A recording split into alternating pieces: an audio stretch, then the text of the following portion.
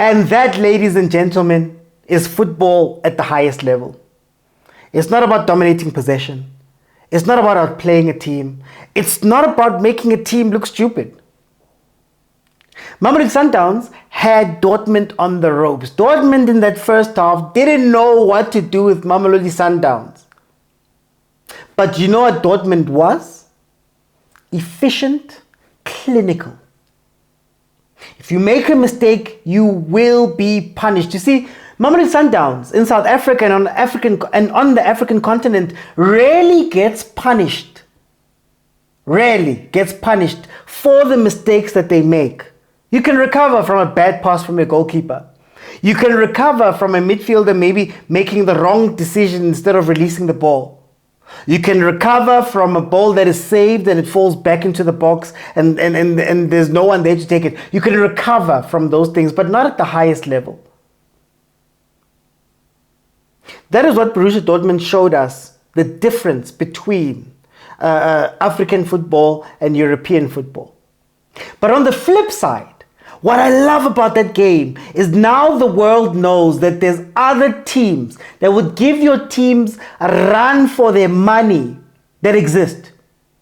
Shushan and Piano and Sundowns were a team that nobody cared about a week ago in the world, that nobody looked at a week ago in the world. This game would have been a write-off. Oh, how dare Sundowns even think of coming to play Dortmund? But yet here we stand with a 4-3 scoreline, also knowing that that same Mamelodi Sundowns gifted Borussia Dortmund 2 goals through 2 very schoolboy mistakes. And I think that's one of the takeaways I want to take from this. Yeah, we exist. The fact that Mamelodi Sundowns played their football, as risky as it is, they didn't go into that game and decide to go and defend and be small. They came out and they played their football, which shows that our teams are not that far away and our football is not bad.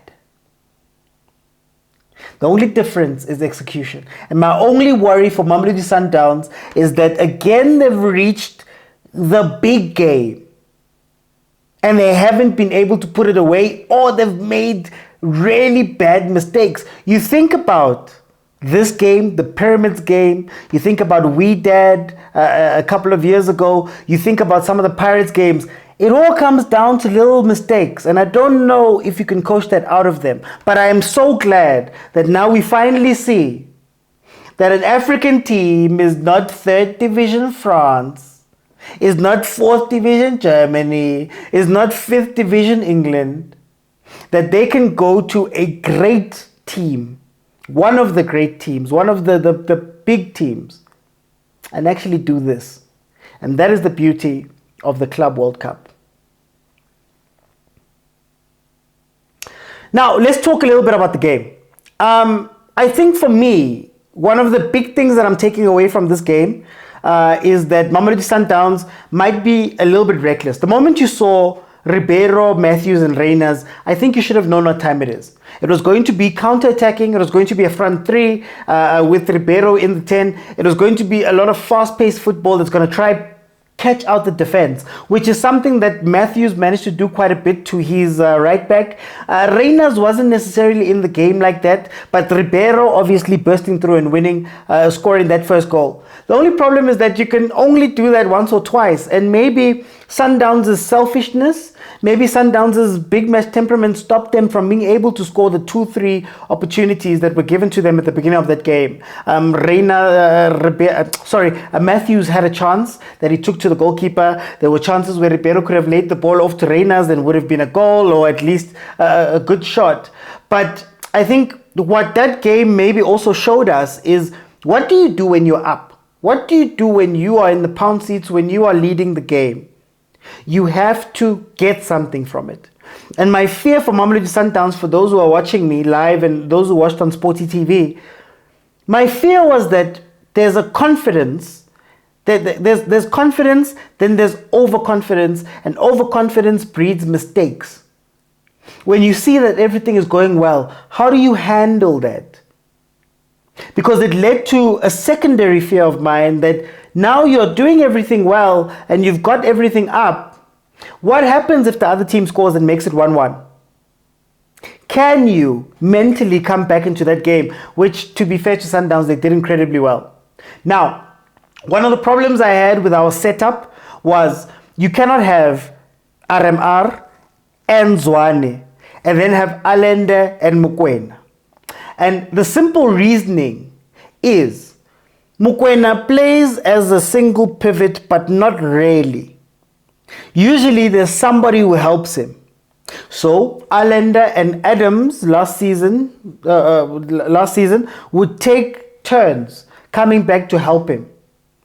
But now when you put Zwane on, Allende becomes your primary helper of Mokwena. I don't know about you guys. I remember watching ES Tunis season before last when Sundowns played them and lost to them. And I remember watching Allende tracking back to the top of the box. And I was like, this man does not need to be here.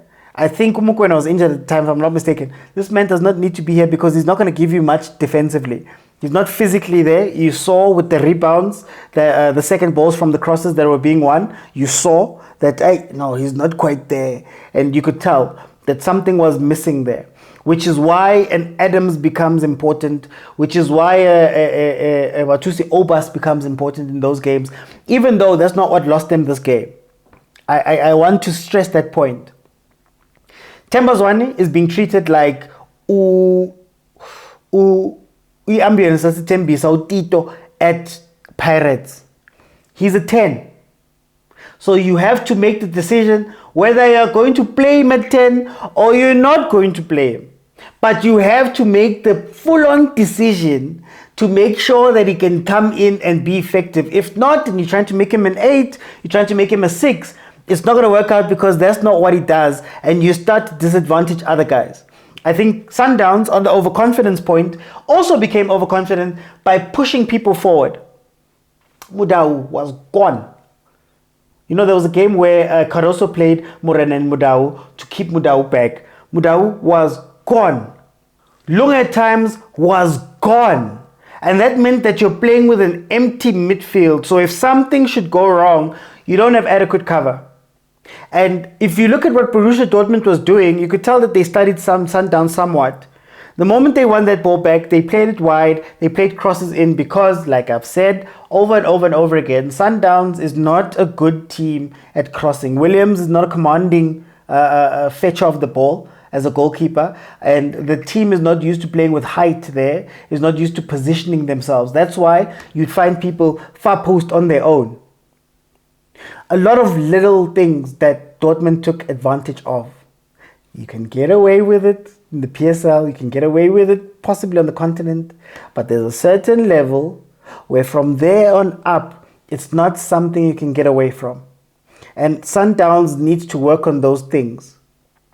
Now, Dortmund, when they did the 1-1, I think another aspect of the game is that it became mental.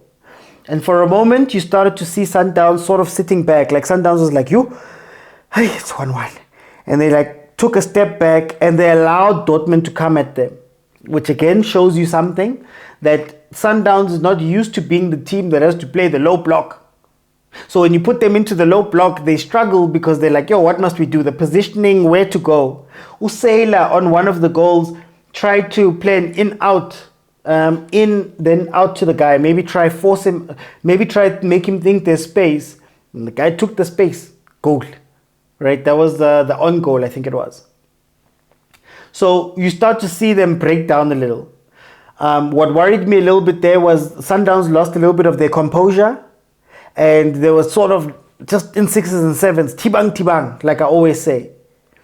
So that was a little bit worrying, but to give them credit, to have the mental fortitude to stay in a game and come back, especially when now it's 3-1, it's 4-1.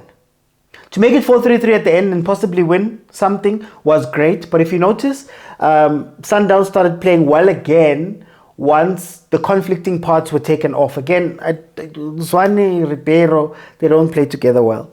Last season, you could argue that fine, they looked good, but Ribeiro was on the right-hand side, wasn't as effective. Sometimes used to go missing on the right-hand side, and that's where Sundowns was struggling with breaking down low blocks. right? So again, it's either you put Zwane there or you put Ribeiro there. You can't do both. The last thing I want to speak about is the Zwane situation. A lot of people didn't understand me when I spoke about the Zwane situation. Sometimes you don't move on players because they are bad or that they've gone down. Sometimes you move them on because of the implications it will have on your team. And while I was live, everybody was going off about Ribeiro, about the Matthews, and someone talking about Zwane staying and someone talking about Zwane going. That's the type of thing that you try and mitigate. Because Zwane played this game, it was a loss. If you take Zwane out, what happens? Next game. Can he have the latitude to do that? That's why when you're sometimes faced with great players, you have to go, okay guys, can I? Am I allowed to? Not again because you hate the guy or because he's gone off the level, but sometimes you need to build your own team. This is a similar situation that sunk Mangoba. This is why Abo Rulani were allowed to move on, Abo Hlompokikan. Were allowed to do those moves to say, hey guys, I'm building my own team here. I'm sorry, but I can't have voices in my head every time I do something. I want to stress one more time. Zwane was not the problem in this game, for me. Yes, there were moments, I think he lost the ball the most times and he did all of those things.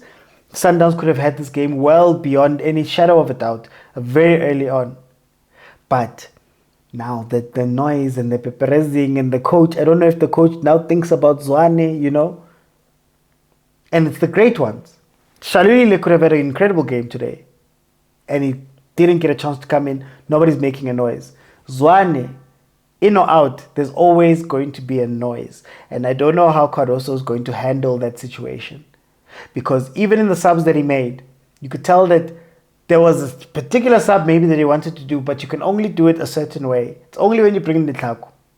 If you take off Zwane in the middle, you lose a lot. And maybe an Adams and Obas could have helped base that midfield. Now, again, it's not saying that Zwane is not going to work. But you must know, if you play Zwane, you need two anchors behind him to allow him to be free.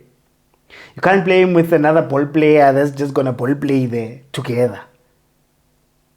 It's either him or the other guy. And the other guy has shown that maybe he can work better with Matthews and Reyners. The noise about Matthews obviously missed a lot of chances. But these are the small little cracks that you'll see throughout the season. And I wonder how Cardoso is going to handle them. But in any case, guys, thank you so much for joining me. I'm sorry I've been away. My laptop is currently going through a lot of issues. So even this is going to be tough to get out. So I haven't been live. I haven't been able to put out...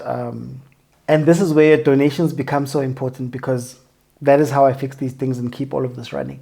I'm not a state broadcaster. I am not a sponsored, all of that creator and all of that stuff. I lean on these type of things. So if you could please help me, that would be great.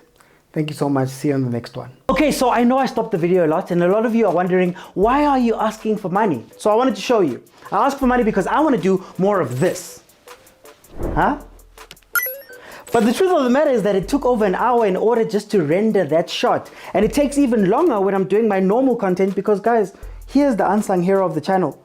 And unfortunately, Shem, but the screen is broken. I have to use a second screen and the performance is not up to it. So I'd really love to upgrade things like that. And when you look over here, this is what the setup looks like. Rehenga di patlo and rehenga di green screen, which is a reality of being a South African content creator. Also, this is what people think is my studio. It's actually my house. So if you still don't know that I'm doing all of this from my home, then I don't know. But that is essentially what I want to do. More of these cool things. But I need you guys to please help me out by donating 50 Rand or more into this account. You know, we're fighting for multi-choice. And for multi-choice, but there are subscription models all over the place. And I'd love to give the biggest quality while also being able to pay my rent and do things like that. That is where your money is going. And I promise to give you only the best content that I can if you do throw something in. So I just wanted to show you guys what I want to do with your money. I want to take this South African football and fulfill my dream of taking it into the future. But thank you guys so much. Remember, this is the bank account that you deposit into. Get back into the video.